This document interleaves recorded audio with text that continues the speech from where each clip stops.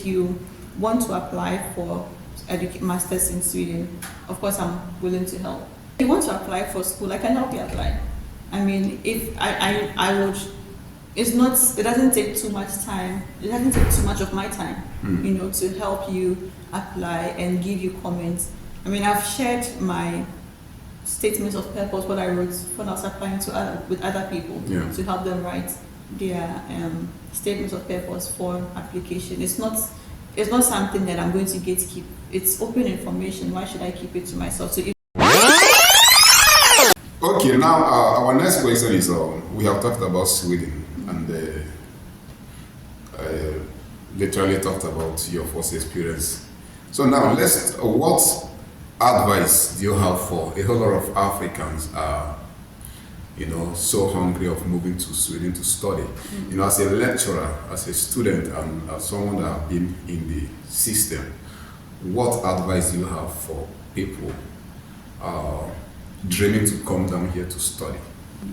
I would say that first of all, if you want to come to Sweden to study, you should love studying, because I've realized that they study hard, they work hard, and then they party hard. You cannot say that, okay, I'm going to a party and come and study. I mean, you have to study hard and reward yourself with a party or something, or with a break. Because based on what we have said earlier about the educational system we have in some African countries, I can't talk for all, their level of thinking is different. The way they understand things are different. Don't look down upon yourself. We are all different, and then there is beauty in our differences. So in as much as you think somebody has a different understanding and yours is different, doesn't mean that it's not important. That is how you understand it. So in class, when you have open conversations, open discussions, be confident. Say whatever you want to say. Don't think that the person person has a lighter skin, so they are better than you. So first of all, you must like learning. Okay, and then secondly, if you want to come here, make sure that you either have a scholarship or you have a way to fund yourself. Don't think that you're going to come here and find a job, because it's not an English-speaking country. But then courses from master's level are in English. For most courses, for most programs are in English. You cannot think that you're coming to Sweden to start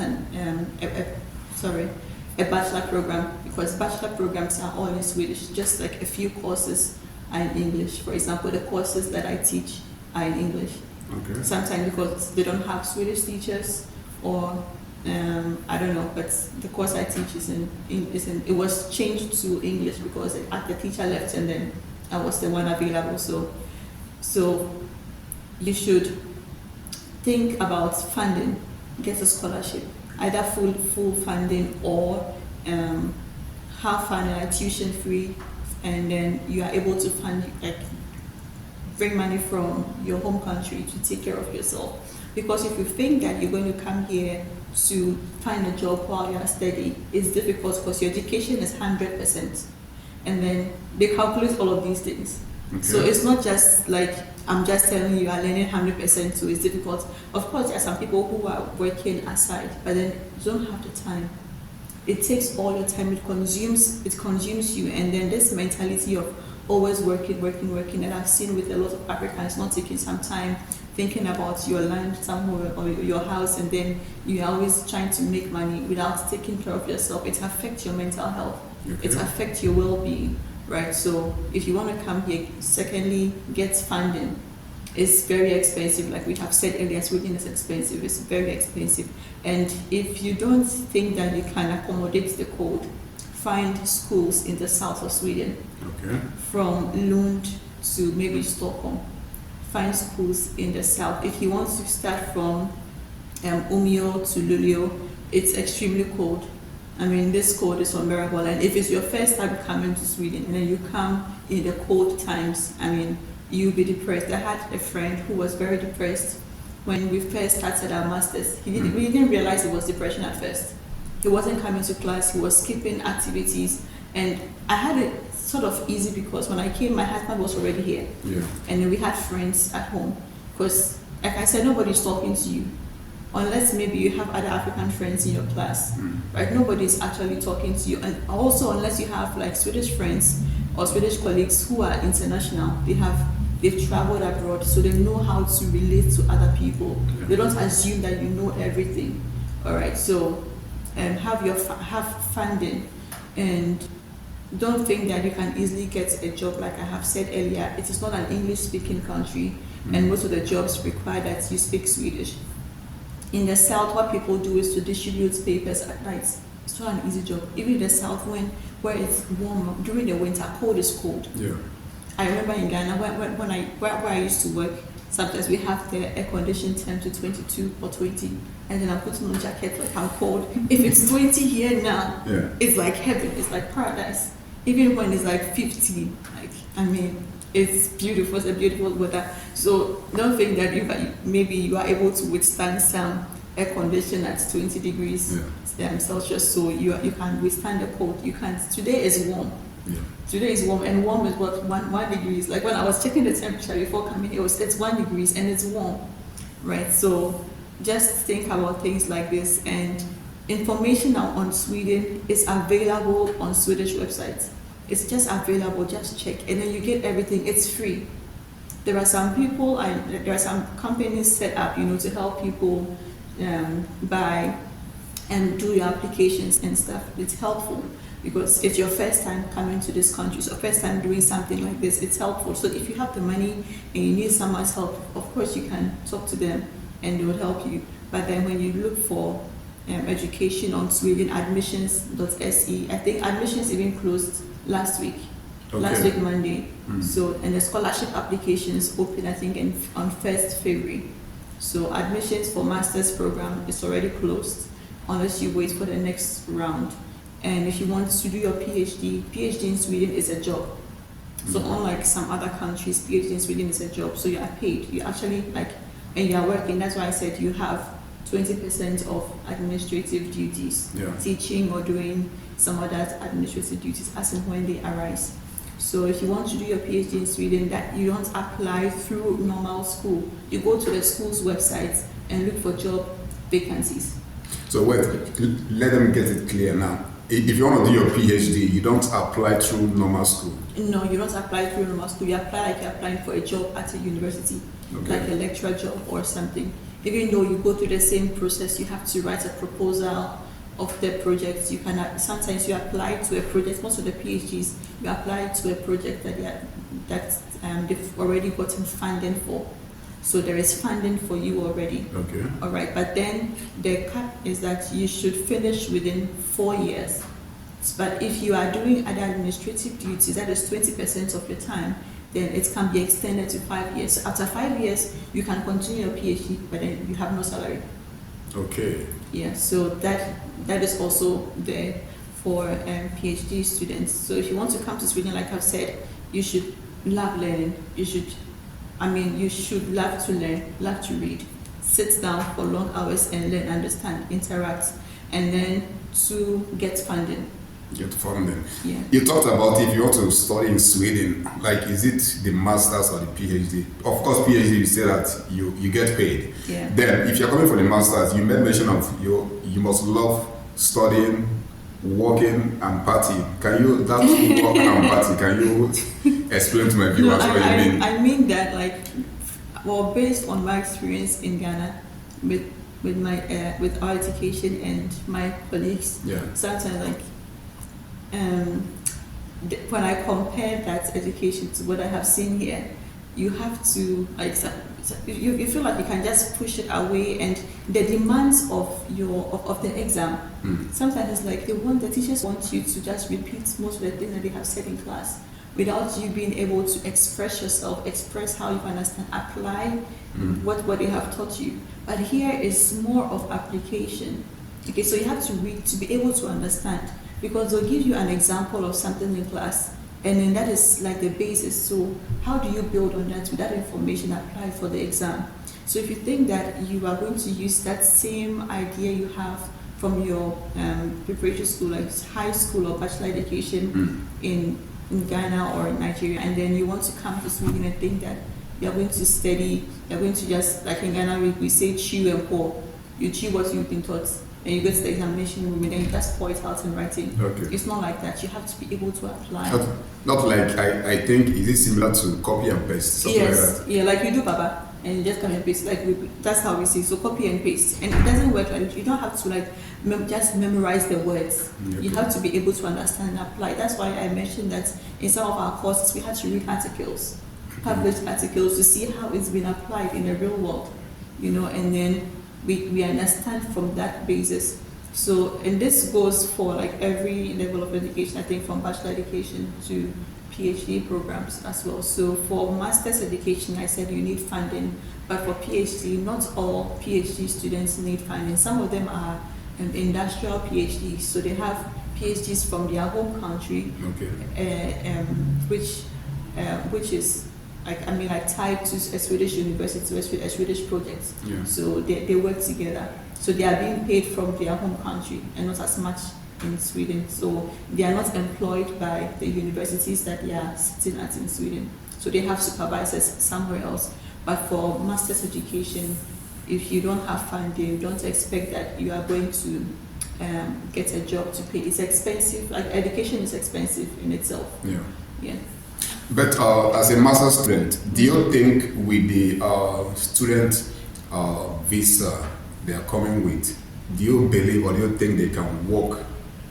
Yes, they can, because I know some I didn't work when I was doing my masters. Okay. I didn't think I had the capacity to do that because the workload alone was You just want to focus on studying. Yes, the workload alone was too much. And thankfully, my husband at the time was a PhD student. Okay. And the salary is enough to take care of you. It's enough to pay your rent for food, like monthly, and even for savings. Okay. All right, so it's enough. And if I think that also for master students, your visa. I know some friends who work like Foodora. They do food delivery and also like newspaper delivery. And for the newspaper delivery, it's very difficult because they start at dawn. Yeah. They go very early in the morning, and sometimes by 3 or 4 they should be done. Yeah. Before you go home and go and rest, and then you have class the next day. I mean, your body is tired. I know you are speaking, from the perspective of a 6 years, living in abroad. Forget about an African person that has that African blood. That even though you offer the person 2 jobs with his study, they would like to be there. Yes, I understand. Like you want to do it, you want the money. At first, when you first get your first salary, you realize that money is sweet. You want to keep doing this, and at some point you start thinking that then maybe I should stop this school. Yeah. But when you stop the school, because like when you come your scholarship, you have 2 years. Your master's program is 2 years. You have 2 years to finish. Yeah. After 2 years, even if you have funding, like you have scholarship, after that your funding cuts. Yeah. And for every semester, you must send a report. They must see the courses that you've registered, and then be able to know that you are still in school. So if your school administrator realizes that you're not in school, you're not taking courses, you haven't passed your exams, like a certain, if you don't have a certain number of credits at the end of the semester, I mean, like you get called, and then because they want to follow up. This is taxpayers' money that they are giving to you. I'm a taxpayer, I can't waste my money. So if you are coming here, and then that's what I tell people. It's not because we don't want you to come abroad, to go abroad. If you want to really go abroad and work, maybe go to an English-speaking country. Okay. That's what I tell people. Go to an English-speaking country. Sweden has very good opportunities. Education is very good. If you are coming here and then you think that maybe you want to stay and then have your family here, I mean, it has very good education system for your kids, and education is free. But for children, I mean, you pay a certain token, right? Yeah. But then education is free. It's good. Healthcare is also very good. Just that there are you pay a lot of taxes, right? So if you are coming with that kind of mindset that you have energy, whatever you do, you want to Dakar, be careful. Sweden is very harsh. Sweden can be harsh, I should say. So be careful and don't think that you're going to work to get money for yourself. Yeah, okay. Yeah. So now our next question, before we go to the questions some of our fans and followers have asked, is the website for the master's student to apply from. Do you have the website? Yeah. I know of it. Universityadmissions.se. So it's together. University admissions, one word. Universityadmissions.se. So when you click on that website, then they ask you to create an account. And on that website, they also have advertisements on scholarships. If you scroll down, you scroll down, and then to apply to master's education, you use that platform for all schools in Sweden. Okay. So you don't have to go to the different schools. For example, in Ghana, what we do is that you go to the school to buy a form. Okay. But here in Sweden, the form is like the application is done through just that one system, universityadmissions.se. And then you are able to apply for, and then you choose 4 programs, but then you have to rank them. You have to rank them like from best to least or less best, based on your, choosing or choices. Just like maybe when you are choosing schools for secondary school, you cannot just mix anyhow. And you rank them based on the program you have chosen. Okay. For example, if I choose Stockholm University, and then I want to do a course there, Stockholm University is good. If I want to do a different course, which is not economics, maybe Stockholm University is ranked lower than another school. But then in a different course like economics, Stockholm University is ranked higher than that school. So you have to know the ranking, and this ranking, I think it's also available. I saw the site some time ago. I can't remember, but I saw the site where programs are ranked in Sweden, or you rank them based on your preference, how you want. So if which one is the first choice for you, and then you go through that way. And then down on that same page, like I said, you see the scholarship platforms. It's the main one is Swedish Institutes, SI, Swedish Institutes. So there you can apply for full funding, and then there are other scholarship program fundings that you can apply to, which covers maybe just tuition. And Swedish Institute, I should tell you, is very good because they give you your tickets, your ground tickets. So when you are granted a scholarship, when you come to Sweden, they give you your tickets, not just for coming, they give you your return tickets as well. Okay. And then when you come, they give you your money every month. You have to submit your study, like I said, your transcripts. To show that you have you've registered for the courses and you've taken the exam. Even if you have a re-exam to take, don't worry about it. So long as you've taken the exam, if you have the required minimum credits for a particular semester, they give you your money. And the money is okay to take care of your rent, and for it's able to take care of your rent and then your day-to-day, your feeding. Okay. It's good money. If you don't want to work, it's good money. But if you have family that you want to take care of, you can work. Your student visa, I said, it can allow you to work, just that you should be careful and not let the work consume your time. Your time of studying. Okay, now somebody asked on my comment section, said, what about the age limit for applying? Oh, there is no age limit for application. So you had our lecturer here. There is no age limit for the application. Then another person asked as well, said, my name is Sifo from South Africa. Was talking about, the question is it wise to apply for more than one university, or is it guaranteed I will be accepted in that particular university?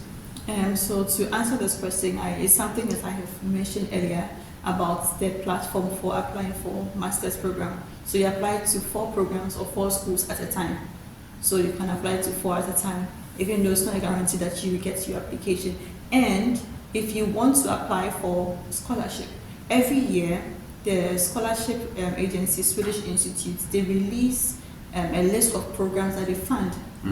So if you choose a program that is outside the list that they fund, Yeah. you may not get the scholarship because most of their funding goes into that. So they do things on like maybe sustainability or Yeah. development, economics, like those kind of things. So you have to be sure, public health, so you have to be sure what list is out for each year, and you see the acceptance rates for each program. I mean, that can also inform the course that you want to do, or it can also inform how you rank the programs that you have chosen on that platform, on the universityadmissions.se platform.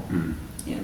I think you have answered this question I wanted to ask, because he said what can make my application to be rejected, at school. So I think she made mention of what can lead to you being rejected. Then what is the minimum pass rate, Max? I think that it varies because for some schools you have to convert your grade from your school's grading to Swedish grading. So meaning you're talking about the transcript. Yes, exactly. Your transcripts. For some schools or for some countries, you have to transfer your transcripts to Swedish transcript, and I don't think that. But I think that the acceptance rate is I don't know how to put it, but it's wide. So, for example, even if you get a second class lower or third class, you can still apply. Okay. You can still apply. And another question is this: what about students coming with their families? So that is a tricky one. Right now, the migration rules are changing a lot in Sweden. I don't know what the updated one is yet, but I know that for PhD students, because it's a job. Yeah. Even though like last year or 2 years ago, there was this whole issue about how they are handling PhD students. But then you could apply to come. So for example, when my husband was a PhD student, I applied to come to Sweden, not as a student, but to join my family. Okay. So if I had applied as a student, I would have had to pay fees or apply for funding. But now when I applied to come and join my family, now I'm in the country, so I could apply for education. And I had my master's for free. Okay. Yes, I didn't have to pay any scholarship or any tuition fee. I didn't need any scholarship whatsoever. But now the rules are changing and I'm not so sure. And like I said, information about Sweden is open. You can go to the migration office.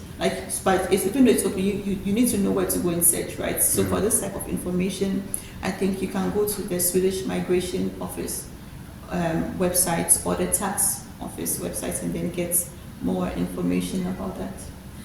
Okay, thank you very much. We have like 1 or 2 questions before we round up. Now we are talking about the ILET exams required. Like as a student coming down here to do your masters, do they sit for these exams? They don't. You don't. So I know that for Ghanaian students in some countries they stop requesting. So when I was doing my application, they asked for proof of English proficiency. Okay. So to show that you understand English, you understand English to a certain level, and then this letter or this proof you get from your university that you were taught like for all your life or for most of your education, your education has been in English. I mean, so I went to the English department, the language department for University of Ghana, and then they gave me, so they know what it is, so they gave it to you. But recently for Ghanaian students, they don't require that anymore because they've realized that you come in with English, you already have English. But for some other countries, I think you still need to prove with that. I don't think they require that exam unless your education was not in English. Okay. Yeah, otherwise you just need to get the proof of English proficiency from the university that you studied from. Okay. Another question is, as a lecturer, what are the courses like you teach or you handle here? So the first course one of the courses I teach is microeconomics. I take a part of the course with my supervisor. I mentioned this earlier, so I just take a part of the course, and also I handle the student seminars. And the second course that I teach is natural resource economics, talking about natural resources, renewable and non-renewable resources, and then we do some simulation exercises to see what is the optimal rates of extraction, at what point should we harvest and then those kind of things. So fisheries, mining, and forestry. So these are the main topics in the course I teach. And also, the course is quite big, talking about taxes and stuff like that. Okay, good. And finally, you made mention of the code. Is it like the code is only the challenges as a student and a lecturer, or foreign student coming down to the northern Sweden? Is it only the code, or do you think they shouldn't take this school or your school as their choice? No, I think that with every choice that you make in life, there are challenges. Just that you have to have a good mindset and then be aware. There are certain things that you may not be aware of, but when you're aware of the general challenges or risks that may come, you are able to prepare yourself. So the code I've said, but it doesn't mean you should come to Sweden. It's a beautiful experience, right? It's a beautiful experience. Come and experience Sweden. Even if you come and you realize that this is not for you, you can apply it to a different place. You shouldn't limit yourself based on how cold it is. I mean, I'm here, I've survived for 6 years now. So don't limit yourself. I mean, I said it's expensive but when you invest in very good jackets, you are able to survive. And don't let the cold discourage you. Don't let the language barrier discourage you. Don't let the level of friendliness of some of the Swedish people discourage you. Find a community when you come. We have Nigerian associations, Ghanaian associations, even in different countries, or you can just find a group of immigrants or like students, non-Swedish students, and then bond with. I know that for some schools they have buddy groups, so you come and then they pair you with like buddies, and then you do activities together. Then you are not alone. Just learn the culture. The culture is also a different. It's a barrier. Right? Sometimes people come and they don't even know where to get food. All they see is Swedish food, and then you go to a restaurant, and then the meat they are serving is rare. It's not even medium rare. It's rare that some of us are not used to. Yeah. I mean, if you're not used to that, it's difficult to actually like live, survive, eat. These kind of things, petty things. And I would have to add that when you go to a different country where it's cold, there is no sunshine, please take vitamins. It's very important to take your vitamins. I mean, I've not been very faithful on my vitamins, like daily vitamins, and these things are off the counter. Over the counter, so you can just talk to a pharmacist, and then they are very happy to help you, happy to assist. Yeah, so don't be discouraged by the cold. I talked about the cold too much, but yeah. Okay, that is very, very wonderful. You have heard from our lovely lecturer, and anything you need to know, I think she has said it all about school, your admission, and so on and so forth. So would you mind also to share your social media handle if you want to maybe check on you on your YouTube channel? So my name on Facebook is SALOME Anwapamenta. I'm sure you're going to should tag me on this video. Okay. Yeah, so I will do that. If I have the permission. You can do that. If you have any questions on Sweden and applying, I can help you. The only thing I will not help you is to write your application for you. I'm not going to do that. But I can help you proofread and then put it together. I'm not going to do the job for you. You should write something, and then I can help you read or help you structure, give you comments. Wait, if I understand this part well, this is very, very interesting because a lot of people have been asking. So are you saying if they want to apply, you can help them apply? Can you repeat it again? Yeah, if you want to apply for school, I can help you apply. If I would, it doesn't take too much time. It doesn't take too much of my time, to help you apply and give you comments. I've shared my statements of purpose, what I wrote when I was applying with other people to help them write their statements of purpose for application. It's not something that I'm going to gatekeep. It's open information. Why should I keep it to myself? So if you want to apply for masters in Sweden, of course I'm willing to help. Okay, and if I don't have understanding on something, I will direct you to someone else who can help you. And like I said, there are other companies who do this kind of things. I know one in Gothenburg, they help people, they are really good. And then they help people with the application, step by step. So if it's something beyond me, I can connect you to them. So you can follow me on or you can send me a message on my Facebook. Yes. Okay. Then what about your YouTube channel? Yeah. So. And I will also, guys, I want you guys to follow her on her YouTube channel. Subscribe to her channel. She's dropping a very educative information daily, back to back. Can you share it? Yeah. So my YouTube channel is mostly focused on like ministry stuff. So I share stuff. Not like we that is in the world. You guys are not in the world anymore. We are all like parts of this world. Okay. So my YouTube is mostly focused on like sharing stuff I learned from my devotion or from church. So it's God Inspired with Salome. God Inspired with Salome on YouTube. And my Instagram handle is Sally AM. SALLIEAM. Yes, that is like my general Instagram page. Yeah. Wow, that is lovely. Thank you once again. And I don't know, say hi to my viewers and your last word, just in summary. Yes. So thank you all for watching. I am very happy that you had me here on your show. This was interesting. I mean, you asked me just a few days ago, and then we made this happen. So thank you for watching, and thank you for your questions. I mean, don't be afraid to ask questions. No question is silly.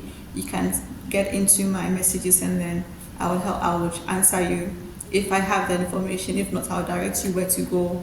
And keep up. I mean, don't look down upon yourself when you want to study abroad. I mean, allow yourself to experience the world. Allow yourself to be used. Allow yourself to experience the world. Okay. Don't be limited. If you don't know, if you don't have information, ask questions. Okay, you never know who you are going to meet who can help you. And when you have information, don't gatekeep. Don't keep it all to yourself. Share it, right? Because the information we are getting is just free. You don't have to sell it to anybody. So. Wow, that is wonderful. Also tell them to share this broadcast. Yes, please, when you watch, share. Please share. Help the ministry. Yeah. Comment, and then say something. Even if you have nothing to say, just say, "Oh, good job, Franklin." Be encouraging. And drop the next question you wish Yes. you could have asked. Drop the question in the comment section. She will see the question and definitely she will reply to you guys. Yes. I'm very, very happy. It is a short period. I send the request and you just honor the invitation. Yes. I'm very, very happy. Of course, it is my fans. They push me. They are the one pushing me to be going for this kind of research and be asking people questions about the way, because this Jabba syndrome of a thing, everybody wants to move and they have ended up paying to the wrong person, and at the end of the whole day they lost millions of naira. So I'm taking it upon myself to be giving them the information. You don't need to go and be paying an agent that is looking for a house rent to pay. You now give the person money and So anyway, share this program. Also, I would like you guys to appreciate our lecturer, our very beautiful sister, Mrs. Salome Amankwase. Amankwamensa. Bye. Have a very wonderful day.